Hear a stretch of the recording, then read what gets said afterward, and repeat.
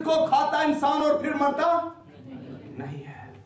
इसलिए इस रोटी को खाने के लिए, क्योंकि हर जुमे को आपको ताजा रोटी मिलती है, हर जुमे को, हर बुध को, होल नाइट पे आपको ताजा खुराक मिलती है, लेकिन आप उसके लिए मुतलाशी तो हो। अब चलते हैं 84 ज़बूर में। जीसस, ऐ लश्करों के खुदावंद तेरे मस्कन क्या ही दिलकश है, मेरी जान खुदावंद की बारगाहों की मुश्ताक है। मैं मुश्ताक हूं, मैं तेरी बारगाहों को चाहता हूं। ये दाऊद के दिल की आवाज है। मैं तेरी बारगाहों का, मेरी जान खुदावंद की बारगाहों की मुश्ताक है, बल्कि गुदाज हो चली मेरा दिल और मेरा जिस्म जिंदा खुदा के लिए खुशी से ललकारते हैं। ऐ लश्करों के खुदावंद, है मेरे बादशाह, मेरे खुदा, तेरे मजहबों के पास गोरिया ने अपना आशियाना और अबाबील ने अपने लिए घोंसला बना लिया है। देखिए, दाऊद एक एक बात को नोट करता है। जब वो खुदा के घर में जाता है, उसका हर तरफ ध्यान है। वो देख रहा है उसके मस्बा के पास गोरिया ने, अबाबील ने अपने घर बना लिए हैं। और मैं कहता हूं कि ये अबाबील और गोरिया उनसे अक्लमंद हैं जो अपने घरों के अंदर बैठे और खुदा के मस्बा के ऊपर नहीं आते, उसके घर के अंदर नहीं आते। और MIV कि जब हम बाइबल को पढ़ते हैं तो उसके फोotnote में लिखा हुआ है कि दाऊद जेलस फील करना शुरू कर दिया उसने कि अबाबील और गोरिया ने मस्बे के पास अपने घर बना लिए। ना सिर्फ घर बना लिए, बल्कि अपने बच्चों को भी उसने वहां पर रख दिया। वो जेलस फील करता था। और मुझे तो कभी कभी मैं आता हूं, और वो तो शायद हफ्ते के हफ्ते आता था। अब तो अबाबील और गोरिया ने तो अपना ठिकाना ही खुदा के मस्बा के पास बना लिया है। कितने बेहतर है ये मुझसे। वो जेलस फील कर रहा था उन परिंदों के साथ, इतनी मोहब्बती से खुदा की हजूरी के साथ, इतनी मोहब्बती से खुदा के घर के साथ। और वो अबाबील और गोरिया की तरफ देख रहा है और कह रहा है इन्होंने अपने, और देखें एक परिंदा है लेकिन उसकी सोच देखें, वो खुदा की हजूरी के अंदर अपने बच्चों को रखना चाहता है। वो अपने आप को वहां पर रखना चाहता है, क्योंकि वो समझता है कि खुदा की हजूरी में वो महफूज है। वो समझता है कि खुदा की हैकल में उसके बच्चे महफूज हैं, हर तरह के जानवरों से, हर तरह के दरिंदों से, हर तरह के कौवों और बाजों और दूसरी चीजों से वो महफूज है। इसलिए वो अपने बच्चों को मस्बा के पास खुदा की हैकल के अंदर रखना चाहता है ताकि वो महफूज रहें। और आज हमारा मुस्तकबिल, हमारे बच्चों का मुस्तकबिल कहां है अगर हम खुदा की हजूरी में उनको लेकर नहीं आ रहे? हम क्या अपने घरों के अंदर समझते हैं कि वो घरों में पड़े रहें और हम उन अपने बच्चों के साथ टिके रहें? और क्या हम अपने बच्चों को बचा सकेंगे आने वाले हालात के अंदर, जब बेदीनी की एक बहुत बड़ी लहर आने वाली है और जहां पर कुछ भी नजर नहीं आएगा? तो कहां पर हमारे बच्चे महफूज होंगे? अपने घरों के अंदर के खुदा की हजूरी के अंदर? बोलिए, खुदा की हजूरी के अंदर हमारे बच्चे बचेंगे, वरना बेदीनी का सैलाब उनको बहा के ले जाएगा। मेरे बहनों और भाइयों, ये वक्त है आज सोचने का, हम कहां हैं और हमारे बच्चे कहां हैं और आने वाली नस्लें कहां हैं। अगर इससे पहले देखा जाए, यूरोप के अंदर और इंग्लैंड के अंदर, जहां से तमाम लोगों के लिए, तमाम मुल्कों के अंदर मिशनरी जाया करते थे और पूरी दुनिया के अंदर उन्होंने मसीहत को फैलाया, हम एहसानमंद हैं उनके लिए। हम उनके अबाउजदाद के एहसानमंद हैं, क्योंकि उन्हीं के वसीला से हम तक खुदा उनका जिंदा कलाम पहुंचा। लेकिन आज उन लोगों ने बहुत बड़ा नुकसान उठा रहे हैं। उसकी वजह क्या है कि उन्होंने अपने बच्चों को घरों पर छोड़ दिया। वो खुदा की हैकल के अंदर उनको लेके नहीं आए, और अगर हैकल के अंदर लेके आए तो बाहर झूलों में छोड़ दिया है। उनको पार्कों के अंदर छोड़ दिया, बच्चे तंग ना करें, उनको वहां छोड़ दिया, अपने साथ वो लेकर नहीं आए। इसलिए वो बच्चे खुदा की हजूरी से भाग गए। अब अगर उन्हें कहा जाए, पूछा जाए जीसस कौन है, तो वो कहेंगे हमें नहीं पता।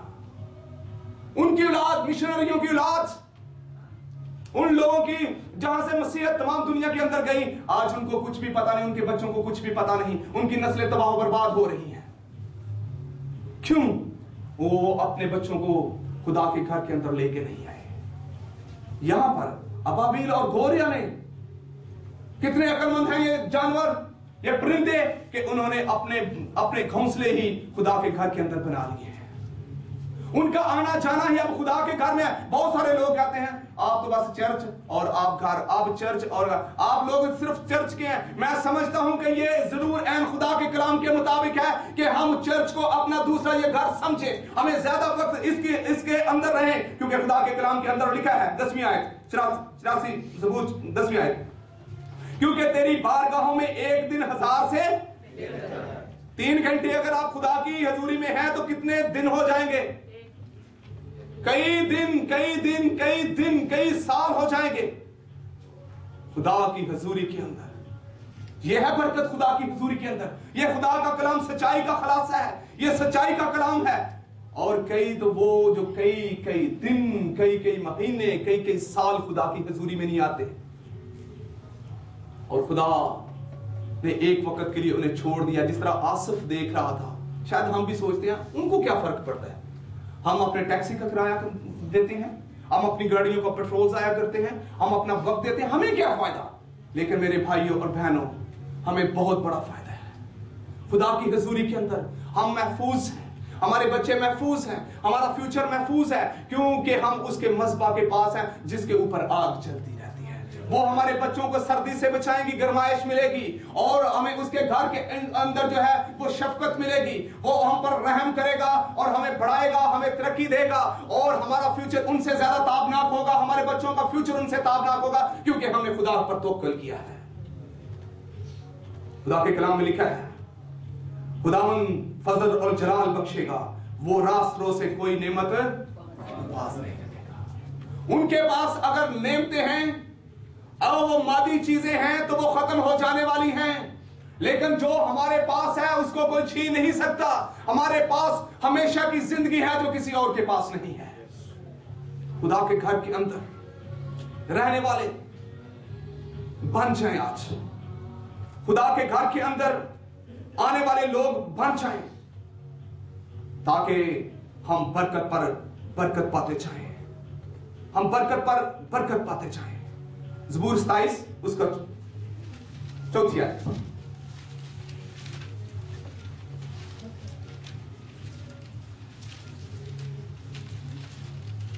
आयत, मैंने खुदावंद से एक दरखास्त की है। देखें, दाऊद मेरा इसलिए फेवरेट शख्स है, इसका सोचने का अंदाज ही कुछ और है, इसकी बात करने का अंदाज ही कुछ और है। कहते हैं मैंने खुदावंद से एक दरखास्त की है, मैं इसी का तालिब, मैं हमेशा इसी की तलब करूंगा। दरखास्त मैंने की है, तो दरखास्त उसकी क्या है कि मैं उम्र भर खुदावंद के घर में रहूं। यह है उसकी तलब, यह है उसकी डिमांड, यह है उसकी डिजायर, यह है उसकी खुशी, यह है उसकी मोहब्बत, कि वो कहता है कि मैंने एक ही, उसकी दरखास्तें बहुत नहीं है, एक, और वो ये है कि मैं उम्र भर खुदा के घर में। मैं समझता हूं खुदा की हजूरी का, खुदा के घर का और उसकी हजूरी का उसे इस तौर से चस्का पड़ गया था कि वो अब उससे निकलना नहीं चाहता था। वो उसकी हजूरी के अंदर रह जाना चाहता था, वो कैद हो जाना चाहता था, वो उससे कभी भी अपने आप को अलग नहीं करना चाहता था। इसलिए उसने कहा कि मैं खुदावंद से एक दरखास्त की है कि मैं इसका तालब रहूंगा कि मैं उम्र भर खुदा के घर में, उम्र भर। उसने एक जुमे की बात नहीं की, उसने क्रिसमस ईस्टर की बात नहीं की। इन दिनों के बाद आप देखेंगे, खुदा ने चाहा मैं तो यहां पर आपके साथ नहीं होगा, लेकिन आप देखेंगे कि ये चर्च भरा होगा। क्यों? क्योंकि क्या आ रहा है? क्रिसमस आ रहा है। और वो लोग जब पूरा साल खुदा की हजूरी में नहीं आए, खुदा की हैकल में नहीं आए, वो जरूर आएंगे और उनको उस दिन बड़ी खुशी होगी कि हमने आज क्रिसमस कर लिया। मेरे भाइयों और बहनों, क्या उनका क्रिसमस होगा? क्या वो निजात को, उस निजात दहिंदा को सेलिब्रेट करेंगे, उसकी पैदाइश को? अगर वो उसकी हैकल के अंदर नहीं आते, अगर उसकी हजूरी में नहीं आते, अगर उसकी हजूरी का उन्हें पास नहीं है, तो वो कुछ दिनों के लिए देखा दिखाई लोगों को देखने के लिए, ऐसे रौनक को देखने के लिए आएंगे, तो उसका क्या फायदा होगा? खुदा का बंदा दाऊद तो कहता है कि मैं उम्र भर खुदा के घर में रहूं। ये तो उसकी दरखास्त है।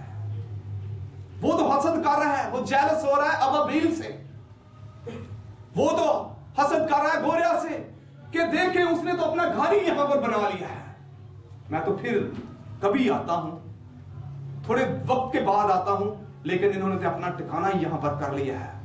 शायद वो भी ऐसे ही रहना चाहता था, इसलिए उसने कहा कि मेरी दरखास्त है कि मैं हमेशा उसके घर में रहूं। आज मेरी और आपकी भी ये डिजायर होनी चाहिए कि हम खुदा के घर में रहें। जॉब जाती है जाए,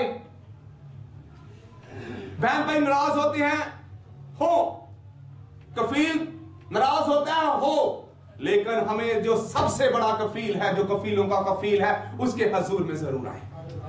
वो है जो आपको संभालेगा, वो है जो आपकी कफालत करता है, वो है जो आगे और पीछे से घेरता है, वही है जो हमारा हरावर, हमारा चिंडावर है, वही है जो हमें संभालता है। ये धोखा दे जाएंगे कफील, लेकिन हमारा खुदा अल्लाह तब्दील खुदा है। वो ना छोड़ेगा ना दस्तबरदार होगा जब उसकी हजूरी में हम होंगे। अगर उसके मज़बा के पास आएंगे तो आग आती रहेगी, बुराई खत्म होती रहेगी, ख्यालात मुंतशिर नहीं होंगे, और हम खुदा की हजूरी में रहेंगे और बरकत पर बरकत पाते जाएंगे।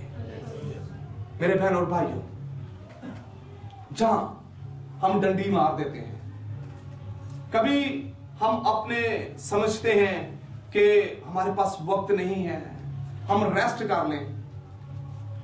मैं इसको बड़ी बात नहीं कहता, लेकिन ये खुदा का फजल है। पिछले एक हफ्ते से मैं इतना बिजी रहा हूं, पाकिस्तान जाने का भी था वो सारा, और बाइबल क्विज का भी प्रोग्राम था, और फिर आज सरमन भी था। और आपको पता है जो लोग खुदा का कलाम सुनाते हैं कि वो किस तरह खुदा की हुजूरी में बैठना पड़ता है खुदा का कलाम लेने के लिए। तो खुदा ने ये फजल दिया है कि रात को भी और फिर इस वक्त भी, वरना ऐसा होता है कि जब कभी किसी ने सफर जाना हो तो 2-2 3 हफ्ते वैसे ही वो चर्च से गायब हो जाते हैं कि तैयारी हो रही है, तैयारी हो रही है। लेकिन मैं समझता हूं कि खुदा की हजूरी ही है जो हमें संभालती है। खुदा की हैकल के अंदर से ही हमें तो दुआएं मिलती हैं, यहां पर हमें बरकत के कलमात मिल जाते हैं, यहां हमें खुराक मिल जाती है जो हमारी जरूरत के मुताबिक हमारे साथ होती है। इसलिए हमें खुदा के सबसे बढ़कर हमें खुदा को वक़्त देना है, हमें खुदा के हजूर आना है, खुदा के हजूर अपने आप को पेश करना है, और जब हम ऐसा करेंगे तो खुदा हमें बड़ी बरकत देगा। आखिरी बात,